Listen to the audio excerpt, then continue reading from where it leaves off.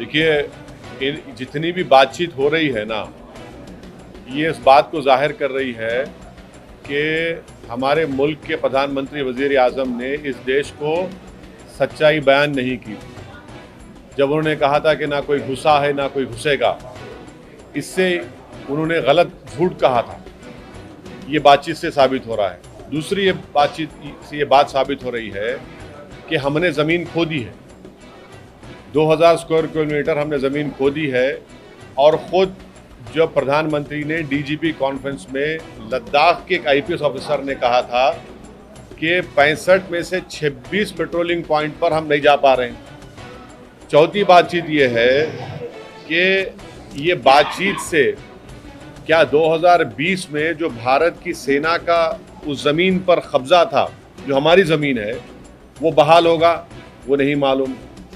पांचवी बात यह है कि 2017 में यही मोदी सरकार ने डोकलाम में के ताल्लुक से कहा था कि यहाँ से चीन की फ़ौज चले गई। आज भी चीन की फ़ौज वहाँ पर बैठी हुई है। तो मुझे इस बात का खदशा और डर है कि अगर मोदी सरकार चीन से कोई ऐसा एग्रीमेंट ना कर ले जिस तरह उन्होंने डोकलाम में कहा था। डोकलाम में कहा था कि चीन हट गया, चीन नहीं हटा, चीन बैठा हुआ है वहाँ पर। अगर एग्रीमेंट ऐसा होता है तो ये भारत के लिए, भारत की सुरक्षा के लिए बहुत गलत होगा। और सरकार जो है आखिर छुपा क्या रही है? 18 बार प्रधानमंत्री शी जिनपिंग से मिल चुके हैं, आखिर क्या छुपा रहे हैं? बताते क्यों नहीं? आखिर वहाँ पर पोजीशन क्या है? सैटेलाइट के इमेजेस बता रहे हैं कि हम ज़मीन खो चुके हैं 2000 स्क्वायर किलोमीटर। तो इसीलिए इस हुकूमत को मेरा अंदेशा यही है कि कहीं हम ये जो अगर कोई एग्रीमेंट करते हैं तो फिर हम ज़मीन खो देंगे। और फिर बातचीत किस लिए हो रही है? खुद आपका लद्दाख का आईपीएस ऑफिसर वो कह रहा है कि हम 26 पेट्रोलिंग पॉइंट पर पेट्रोलिंग नहीं कर सकते। तो क्या इस बातचीत से ये बात निकलेगी? हम सरकार से, मोदी गवर्नमेंट से पूछ रहे हैं कि 2020 में जो स्टेटस को था वो बहाल होगा, नहीं होगा? या फिर आप देश को फिर से डोकलाम जिस तरह आपने गलत कहा था वही साबित होगा क्या?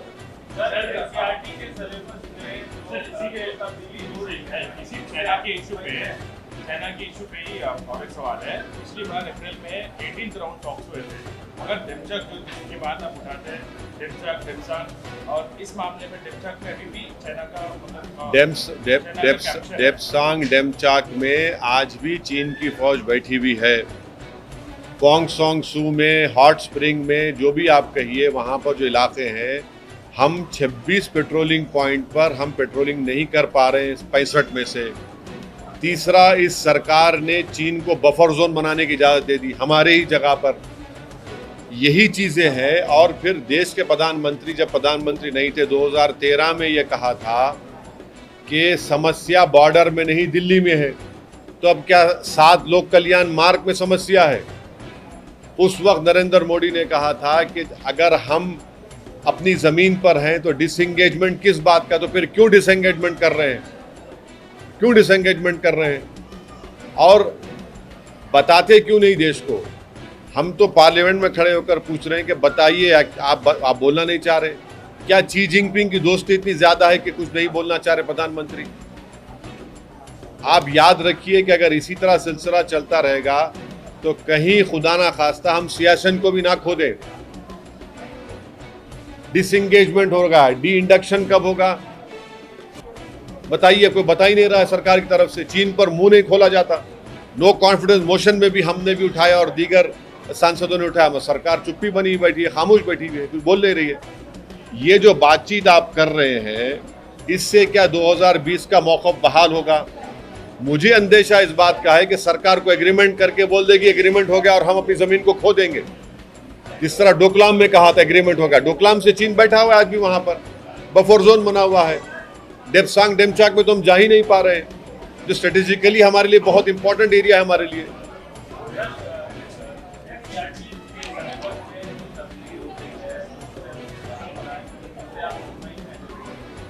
कैसे मुतमईन रहेंगे? आप भारत की जो हिस्ट्री है उसको आप निकाल रहे हैं, आप पढ़ाना नहीं चाह रहे। अब कल आप हिस्ट्री में नहीं पढ़ाएंगे कि ताजमहल किसने बनाया, लाल किला किसने बनाया, कुतुब मीनार किसने बनाया, आगरा का किला किसने बनाया, गोलकुंडा किला किसने बनाया, चार मीनार किसने बनाया? क्या सिखाएंगे बच्चों को आप? किसने बनाया? आसमान से रुका के बना के चले गए।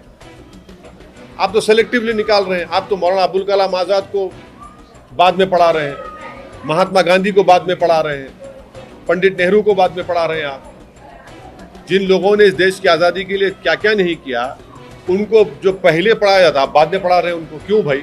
आखिर क्यों ऐसा किया जा रहा है इन लोगों से? तो हम बिल्कुल मुतमईन नहीं है, फिक्रमंद है हम।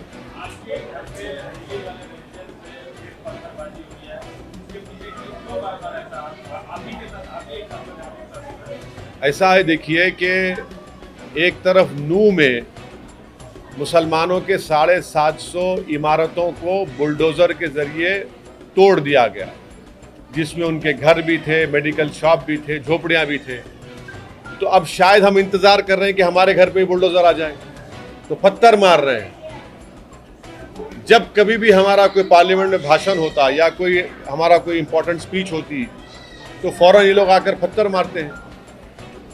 तो ये तो सिलसिला चल रहा है, एक तरफ मुसलमान को बुलडोज़र चल रहा है और एक सांसद के घर पे पत्थर गिर रहे हैं। मेरे को एक SMS के ज़रिए किसी ने धमकी दी थी, तो मैंने 5 दिन पहले कंसर्न इंस्पेक्टर को लेटर लिखकर ये बताया, वो टेलीफोन नंबर भी दिया और वो जो मैसेज आया वो भी दिया। वो मेरे से आके पूछते कि सर आप लेटर लिख कर दीजिए कि आपका जो CDR है हम निकालें। मतलब CDR क्यों निकालेंगे? मेरा राइट टू प्राइवेसी का इशू है। मैं आपको दे रहा हूँ कि इस नंबर पर आया है, मैं आपको फ़ोटो दे रहा हूँ, मैसेज क्या दे रहा हूँ, आप देखिए, उस पर एक्शन लीजिए। मैं जो कह रहा हूँ ना कि बीजेपी के 9 साल में एक इनसिक्योरिटी का माहौल इन्होंने पैदा किया है, फिरका परस्ती के माहौल का बढ़ावा दिया है। जो बात मैंने पार्लियामेंट में कही थी वो आपसे कह रहा हूँ, यही तो उसकी मिसाल है। एक 4 मरतबा का सांसद हूँ मैं, और हर थोड़े दिन को मेरे पत्थर फेंके जाते, घर पर शीशे तोड़े जाते। अरे इसके पीछे उन लोगों का हाथ है जिन्होंने वर्दी पहनकर आतंकवाद के मुजाहरे किए ट्रेन में। इसके पीछे उन लोगों का हाथ है जो मॉब लिंचिंग करते हैं मुसलमानों की, वही माइंडसेट उसके पीछे है। और मुझे डर नहीं लगता इन चीज़ों से, मैं तो तैयार हूँ। समंदर में कूदने के बाद आप गहराई से शिकवा नहीं कर सकते, मगर इसका जो इफेक्ट पड़ेगा देश पर, उसको सोचने की ज़रूरत है। आप देखते जाइए कितना बुरा इफेक्ट पड़ेगा। अगर एक पार्लियामेंट के MP के घर पर हमला हो रहा है तो फिर ये तो आम बात हो गई। जिस तरह आपने बुलडोज़र चला दिए, जिस तरह आपकी कस्टडी में एक प्रिजनर था उसको गोली मार दिए, तो 100 दिनों में से क्या चीज़ रहा अभी। और तरफे तमाशा ये है कि सामने पुलिस का ऑफिस है, हेडक्वार्टर है। अगर ये जो हमारे घर पर किया जा रहा है, अगर कोई बीजेपी के बड़े नेता के घर पर, तो क्या होता बताइए? क्या होता बताइए? कितना बड़ा रिएक्शन होता। ये देश के लिए ठीक नहीं है, ये इसका नतीजा खराब निकलने वाला है और बीजेपी को इसका नोट लेना चाहिए। भारत के प्रधानमंत्री ना चीन पे बोलते, ना बुलडोजर पे बोलते। 750 घर नू में मुसलमानों के बर्बाद कर दिए गए। आसमान के नीचे जिंदगी गुजार रहे हैं अपने वो लोग।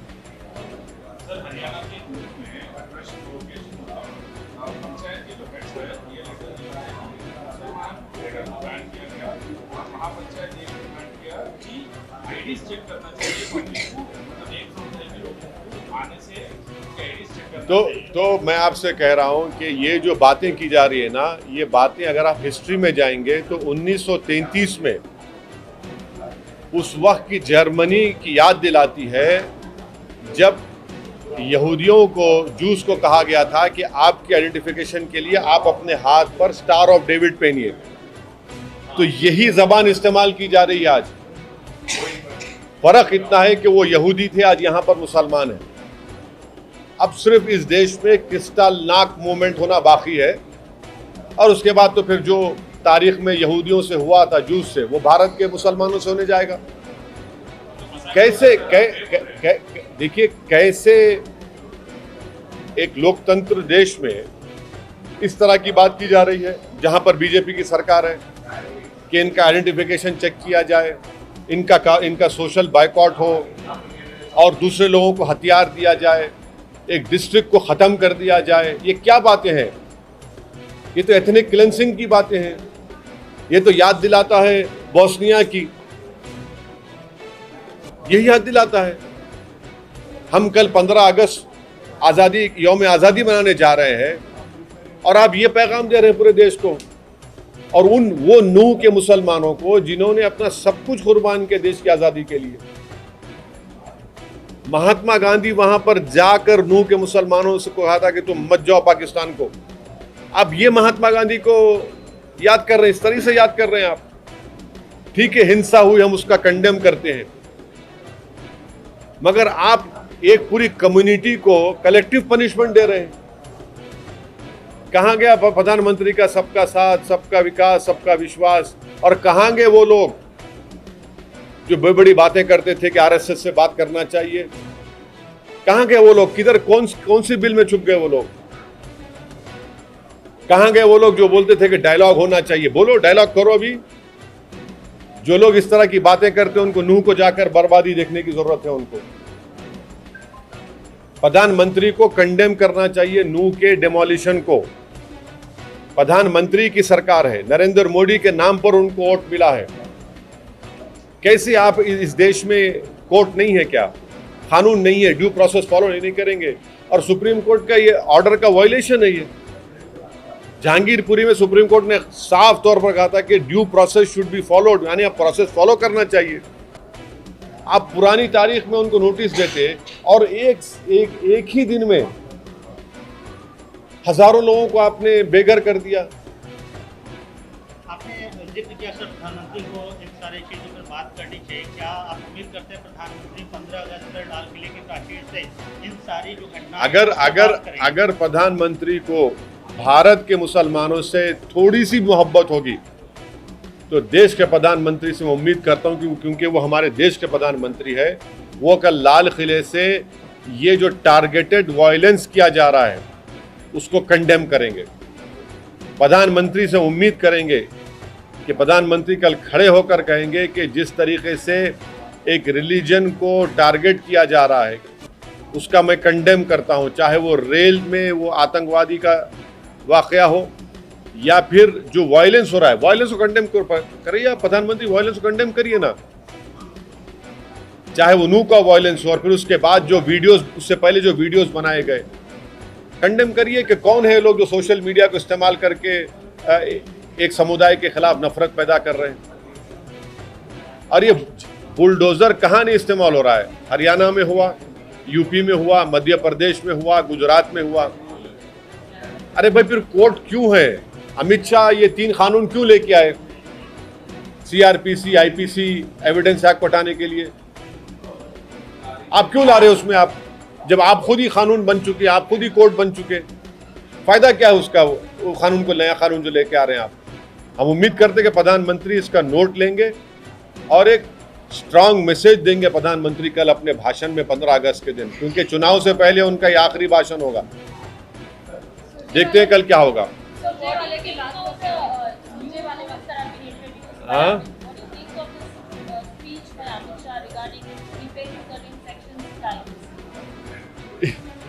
well, if you remove sedition, then the sedition has to go completely. It cannot come back in other name. How can, if I tomorrow protest on a street, how can that be equated with terrorism? So there are so many sections. There are numerous sections which needs to be examined, which our party is examining it, and after some time we'll be giving our opinion in a written representation form to the Honorable Home Minister for him to consider and to bring the appropriate changes in that. So you have to give me some time. We are working on it. Haryana में sir Congress क्या कहूँ मैं कांग्रेस के spokesperson Congress का जवाब देंगे, मैं कहाँ दूंगा?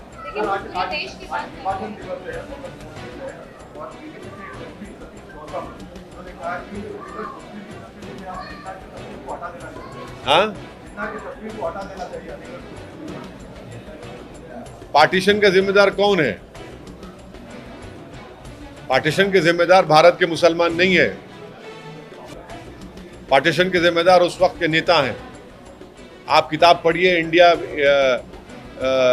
मौलाना अबुल कलाम आज़ाद की, वो कितना भागे, कितना दौड़े, सबको जाकर उन्होंने भीख मांगी कि देश का पार्टीशन उन्हें मत दीजिए। ये गैर ज़रूरी के मुसलमानों को बदनाम किया था कि हम मुसलमान जिम्मेदार है, हम नहीं है जिम्मेदार पार्टीशन के। उस सुनिए, उस वक्त कितने मुसलमानों को वोट डालने का इख्तियार था? नवाबों को था वोट डालने का इख्तियार, जागीरदारों को वोट डालने का इख्तियार था, जो लोग इनकम टैक्स देते उनको वोट डालने का इख्तियार था। क्या हर मुसलमान को यूनिवर्सल सफरेज का था? नहीं था। कितने लोग उसके पार्टीशन के खिलाफ थे, कितने बड़े बड़े लोग, एक नहीं, दो नहीं, कई ऑर्गेनाइजेशन मुसलमानों के खिलाफ थे उस पार्टीशन के। टू नेशन थियरी को रिजेक्ट किया उन्होंने, जिना की जिंदगी में रिजेक्ट किया। और उस जमाने की मुस्लिम लीग, उस जमाने के मुसलमानों को मारते थे वो लोग जो टू नेशन थियरी के खिलाफ थे। क्या क्या उनसे बदतमीजी नहीं की गई, सरेआम उनकी पिटाई होती थी उन मुसलमानों की जो टू नेशन थियरी के खिलाफ थे। आपने जिक्र किया सर, उस समय के नेता जिम्मेदार थे कौन? जितने भी उस जमाने के मैं किसी का नाम लेना चाहता हूँ, जितने भी जो थे उस जमाने के वो जिम्मेदार हैं। आप एक कम्युनिटी को कैसे जिम्मेदार बनाते? अरे भाई आप देख लीजिए ना, क्या क्या नहीं है उसमें। महात्मा गांधी के कॉन्स्पिरेसी में सावरकर का नाम है ही नहीं है कपूर कमीशन में। अब क्या बोलेंगे उसको आप बताइए। सर, एनसीईआरटी की अभी बात की है, तो केरला के एजुकेशन मिनिस्टर है जीवन कुटी, he said that there are texts that are removed, economic science, etc. I don't want to get into details. This is the Mahatma Gandhi, Pandit Nehru, and Putna tracts will be included in the textbooks. That is their state. That the state is doing very good. अच्छा कर रहे ना वो लोग, केरला कर रही सरकार। दूसरी जगह भी करना चाहिए था। अब उन्हें कर रहे हैं, बिल्कुल सिखाना चाहिए, बताना चाहिए, हिस्ट्री को टोटली सिखाइए आप। क्या आप तेलंगाना सरकार से बोलेंगे कि वो केरला के सिलेबस को स्टडी करें? बिल्कुल उनको गौर करना चाहिए उसको। तेलंगाना को, हाँ, बिल्कुल गौर करना चाहिए, बिल्कुल उनको कंसिडर करना चाहिए उसको। आप महात्मा गांधी को नहीं सिखाएंगे तो फादर ऑफ नेशन क्यों बोलेंगे उनको? आप बताइए मेरे को। 2002 एक जेनोसाइड था, फैक्ट है, उसको नहीं पढ़ाएंगे आप? मौलाना अबुल कलाम आज़ाद इस देश के सबसे पहले एजुकेशन मिनिस्टर थे, उनकी लीडरशिप में क्या क्या नए प्रीमियर इंस्टीट्यूट्स बने, आप उनको नहीं पढ़ाएंगे? आप बाद में पढ़ाएंगे उनको? कैसे होगा ये?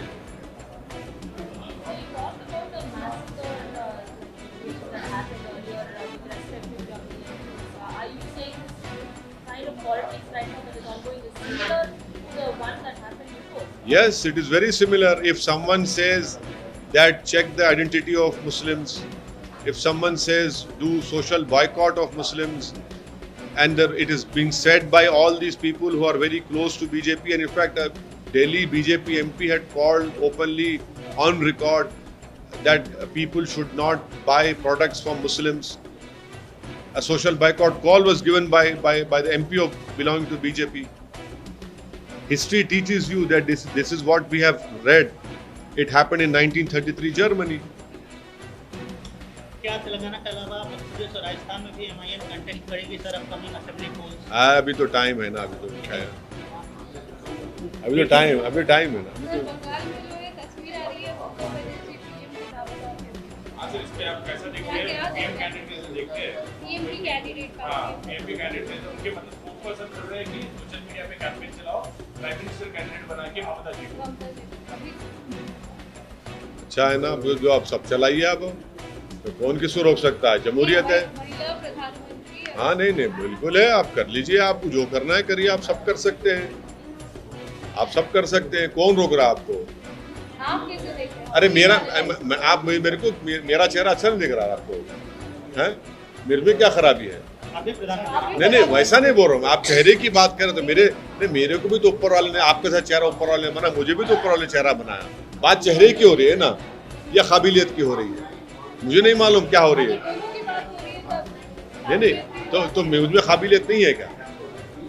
मैं शुरू से कह रहा हूं कि भारत के 540 पार्लियामेंट सीट पर वहां पर मुकाबला होगा नरेंद्र मोदी से। अगर आप चेहरे लेकर आएंगे तो मोदी को फायदा हो जाएगा। मैं शुरू से कंसिस्टेंटली बोल रहा हूं ये बात को। आप चेहरे लाएंगे तो उनको फायदा होगा। अच्छा, चेहरे की आप बात कर रहे हैं, हमारा सीएम काबिल नहीं है क्या?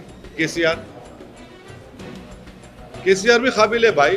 इतना आप पर सबसे highest per capita income Telangana में है। अब हम हमारा सीएम को तकलीफ होंगी ये देख के कि क्या है भाई? हाँ, अब पर क्या वो हाईएस्ट डेट तो भारत सरकार का भी है। 2014 से अब तक कितना डेट हुआ? पर कैपिटा बड़ा देश का, आपको मालूम भारत का per capita is lesser than Bangladesh, the lowest per capita in G20। अब उस पे अब आप लोग नहीं बोलेंगे आप ये बात? हाँ, कहाँ टमाटे मिल रहे आपको? टमाटे कितने मिल रहे? पेट्रोल कितने मिल रहा? डॉलर का रेट क्या है? ऐसा मत बोलो। ये व्हाट्सएप यूनिवर्सिटी का मेरे से मुकाबला नहीं कर सकते आप। सर, और एक अच्छी बात है। हाँ, अच्छी बात है। हाँ,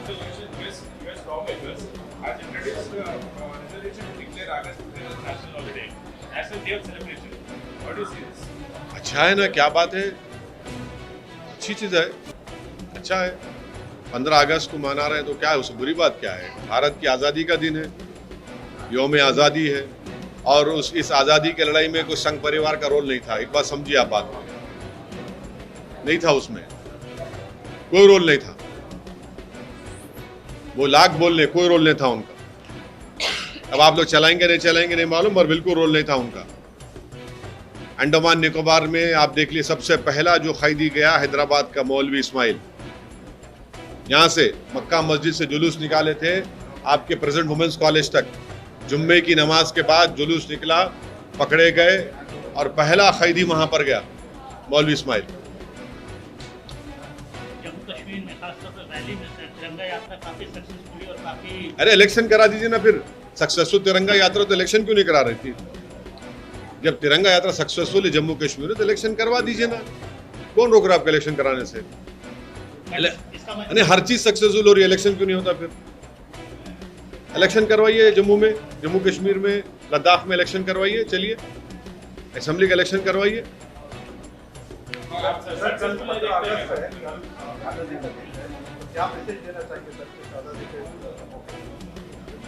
हमने, हमारे बुजुर्गों ने अंग्रेजों से 200 साल इस मुल्क की आज़ादी की लड़ाई लड़ी।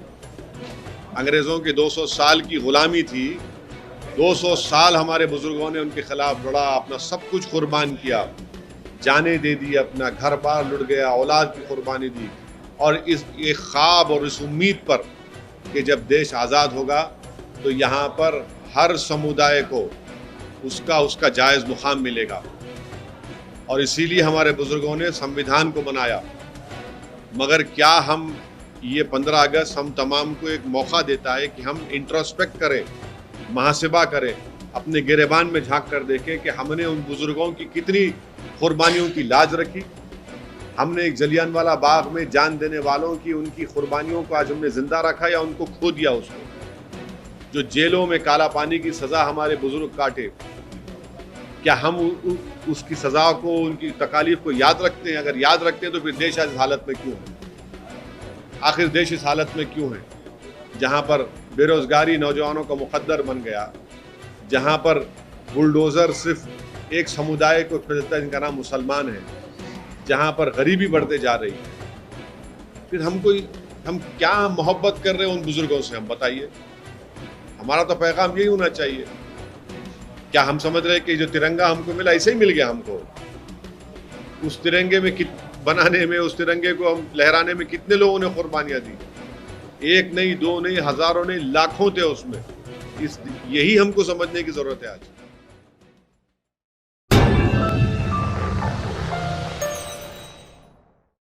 Bakewell cake house. हम है कुछ खास, हम तैयार करते हैं खालिस अपने हाथों से hygienic best quality dry fruits, pure घी और नंबर 1 क्वालिटी के जाफरान, पिस्ता, बादाम, काजू और खोए से तैयार किए गए बेकवेल के स्पेशल दम के रोट। हिंदुस्तान में पहली मर्तबा शुगर फ्री और गुड़ केसर रोट तैयार करने वाले पहले बेकर्स। हर उम्र की पसंद Bakewell cake house. Bakewell cake house के स्पेशल शुगर फ्री, गुड़ केसर और दम के रोट अपने नाम की तरह क्वालिटी में भी नंबर 1 है। अपनी क्वालिटी को बरकरार रखते हुए 2021 बेस्ट बेकर अवार्ड याफ्ता सारे शहर की पसंद, आपके खुशियों का साथी बेकवेल केक हाउस, टोरी चौकी, एक्स रोड, हैदराबाद।